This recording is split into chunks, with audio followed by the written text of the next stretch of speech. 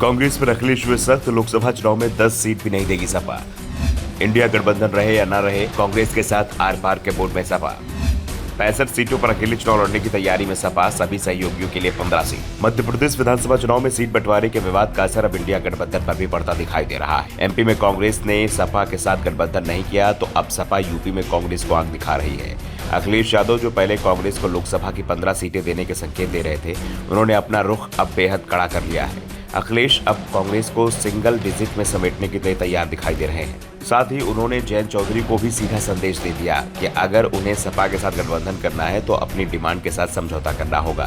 दरअसल कांग्रेस ने मध्य प्रदेश में जब सपा को विधानसभा की 6 सीट देने के लिए मना कर दिया तो अखिलेश यादव ने भी चेतावनी दे दी कि मध्य प्रदेश में कांग्रेस बड़ा दल है और वो सपा के साथ जैसा व्यवहार कर रही है वैसा व्यवहार उसके साथ हम उत्तर प्रदेश में भी करेंगे, क्योंकि यूपी में बड़ा दल सपा है और सीट बंटवारे का दायित्व तो उस पर होगा। और अब अखिलेश यादव ने भी साफ कर दिया है कि लोकसभा चुनाव में सपा यूपी की 65 सीटों पर चुनाव लड़ेगी। अगर इंडिया गठबंधन में शामिल सभी दल सपा के फॉर्मूले को स्वीकार कर लेते हैं तो 15 सीट सपा सहयोगियों को छोड़ने के लिए तैयार है, और अगर सपा का फॉर्मूला सहयोगियों को स्वीकार नहीं है तो फिर सपा सभी 80 सीटों पर उम्मीदवार खड़ी करेगी, जिसमें अमेठी और रायबरेली की सीट भी शामिल होगी। अखिलेश ने दावा किया कि सपा अपने बूते भी भाजपा को हराने में सक्षम है। पिछली बार बेईमानी न होती तो यूपी में सपा की सरकार होती। सपा ने कांग्रेस से मध्य प्रदेश विधानसभा चुनाव में 6 सीटें मांगी थी। कांग्रेस ने सपा की मांग को स्वीकार भी कर लिया था और गठबंधन के लिए सपा को 6 सीट देने को तैयार भी हो गई थी। सपा और कांग्रेस के बीच कई बैठकें भी हुई, लेकिन पिछली बार सपा की जीती हुई सीट पर भी कांग्रेस ने अपना प्रत्याशी उतार दिया। इसी के बाद दोनों दलों के बीच रार शुरू हो गई। सीटों को लेकर धमकाने तक की बयानबाजी होने लगी। सपा ने रायबरेली और अमेठी में प्रत्याशियों को उतारने की बातें कह दी।